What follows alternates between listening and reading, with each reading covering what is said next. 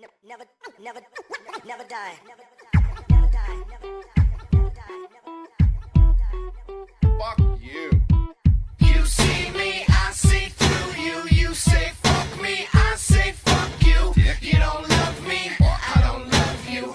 I rise above and I say fuck you, bitch. Fuck you. You see me, I see through you. You say fuck me, I say fuck you. You don't love me, I don't love you. I rise above and I say fuck you, bitch. Wake up! Wake up, motherfucker, wake up! I don't give a fuck, motherfucker, wake up! You're not punk rock, bitch, you're just a punk! Die, motherfucker, die, motherfucker, die!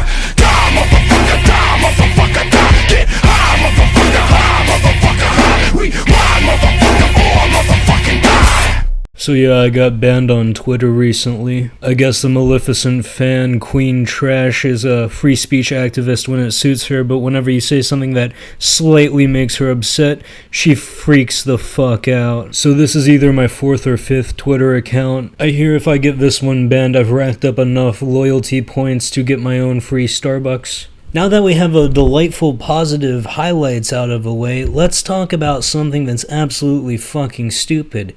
That's right, we're back to Jonathan Cragen. Be a man, join the Cragen clan. Yeah, I'm not done covering this stupid video about heavy metal and rock and roll. If you want more information about the topic at hand, I suggest watching part 1. We're starting where we left off with him chewing up and regurgitating an article from 1991, which I might add has since been debunked. So how it do, my stillborn cat litter? My name's Unded Meowth. And let's just jump right into the news. Here are a source of new concern to record companies already worried about the recent arrest of members of Two Live Crew rap group on obscenity charges, so that they're being obscene, basically. So quick recap, what John Cragen is talking about is this article from 1990. It should be noted that in 1992, the district court had ruled that the obscenity charges were bullshit. The judge ruling that freedom of speech applies to artistic mediums such as music. Of course, just as Jonathan Cragen completely ignores the fact that Judas Priest wasn't found guilty of inciting suicide, he will also ignore the fact that in 1992, 2 years after Two Lives being imprisoned for obscenity charges, that the court had appealed and overruled the decision that their music was obscene. In efforts to put warning labels on recordings deemed harmful or obscene. So it was nudity and that kind of stuff. It's just wicked stuff, I'm telling you. To say nudity is wicked is to say that God's design of human anatomy is sinful and thus God had created something imperfect. You wouldn't be implying that, would you, John Cragen? Just curious. Furthermore, this is a complete misrepresentation of the case, which makes sense because John Cragen can't do research for shit. The charges were brought about because of Two Lives' album Nasty, which contained graphic descriptions of oral, anal, and general intercourse. Not because of music videos of chicks with their tits out or their cocks flopping in the wind as they run through the streets.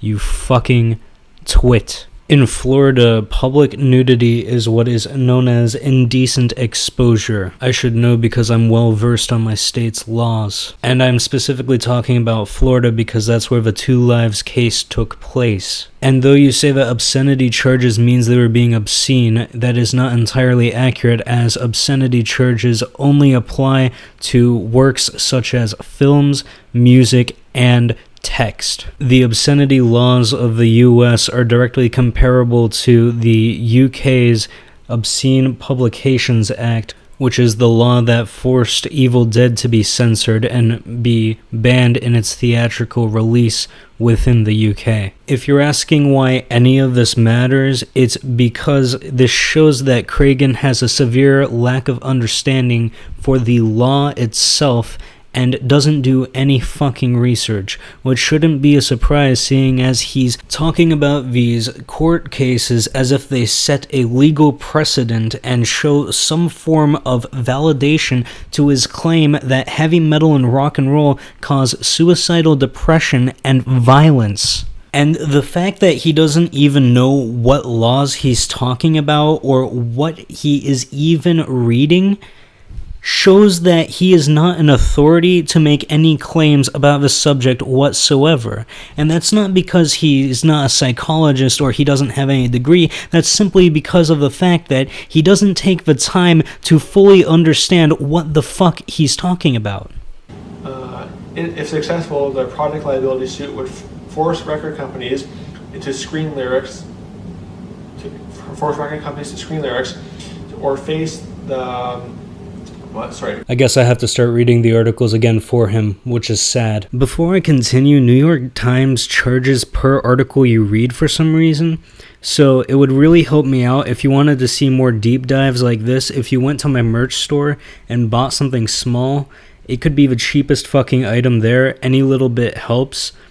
If you can't and you don't have the means to, I completely understand.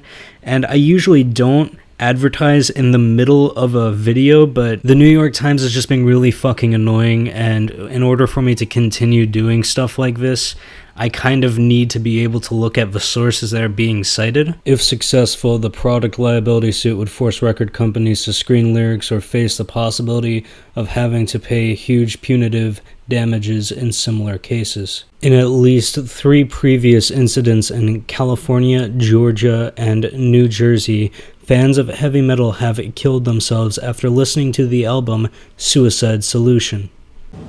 Wow, interesting name. I take issue not only with the fact that the New York Times believes that Suicide Solution is an album by Ozzy Osbourne when in fact it's a song, but also the fact that the entirety of the song is about how you shouldn't drink yourself to death by the rock singer Ozzy Osbourne. Interesting name. See, now, this confuses me in Cragen's video because I kind of understand why he said interesting name to the song title Suicide Solution, but Ozzy Osbourne is called Ozzy Osbourne because his last name is Osbourne, and people call him Ozzy as a nickname. What about the name Ozzy Osbourne is satanic, or promotes suicide, or depression? Or does Cragen actually think that the name Ozzy Osbourne is just an interesting name? I'm confused. Another artist who has recorded for CBS, the California case was dismissed before coming to trial when a court ruled that song lyrics were protected by the free speech provisions of the First Amendment. Which is true, it is still freedom of speech. But when your song causes someone to commit suicide and you don't put warning labels on there, kind of a problem. Before continuing, I have to point this out because it's been driving me crazy while editing this. If you're one of those people that does after almost every sentence, you are no less than an abomination to society. Unless, of course, you have Tourette's and you just can't help doing the thing. Anyways, the issue here is that Cragen still hasn't shown that heavy metal is what causes suicidal tendencies in people, because his supporting evidence has come to the conjecture that suicide is not caused by music. And you're asking for a warning label on a song called Suicide Solution. If you're worried about becoming suicidal over music, you probably want to stay away from songs that have suicide in the title, thus putting stickers on CDs that people will ignore the same way they ignore the warnings on boxes of cigarettes is redundant. That being said, it is much more likely that people who are suicidal seek out metal because it's relatable to them and actually makes them feel happy. And as I showed in part 1 of this series, that seems to be the popular opinion as to what psychological effects this kind of music has on people. So subliminal messages. In this case, however, lawyers for the plaintiffs argue that the young men were driven to shoot themselves by subliminal messages the musicians placed in the music, such as "Let's Be Dead" and "Do It." Right. And then the sick lawyer for the sick, disgusting lawyer for the band is saying, it's a small price to pay. What a disgusting statement. You know what's actually really disgusting is your lack of academic integrity, you fucking moron. I went through extraordinary effort to find what the plaintiffs were referencing. This is "Let's Be Dead." This is "Do It." If you think that sounds like nonsense, congratulations, you're not one of the people who's still living in the 1980s satanic panic. Shameless plug, but if you want to learn more about backmasking and how the war on video games is a continuation of a nutjob Christian crusade against music and all forms of media, check out the video in the iCard above. Though he has yet to decide whether the Judas Priest... Judas. Writing type material, it goes on and on. That's just one example. Here's another article. Do you have a morbid curiosity as to why Cragen didn't finish reading the article? I will show you. Lawyers for the Belknap and Vance families have contended that some subliminal messages were masked by being played backwards in songs, an argument Miss Folsom urged Judge Whitehead to dismiss as having no scientific basis. The courtroom is no place for reveries about the unknown capacity of the human mind to absorb such material, she said. Which is in fact the argument that won Judas Priest the court case, because despite conceding that there were subliminal messages in the song, the judge ruled that there is no evidence to support that the subliminal messages are what caused the two gentlemen to commit suicide. Cragen, you are a disingenuous fuck for not reading that, and I know you did it on purpose, you slimy weasel. We will be continuing on to his second article in part 3 of this series, so if you are interested in watching that, subscribe, hit the bell notification, just do everything every other YouTuber tells you to do at the end of a video. I'm not going to regurgitate it, everyone's heard it before. That being said, thank you so much for watching. That's all I got.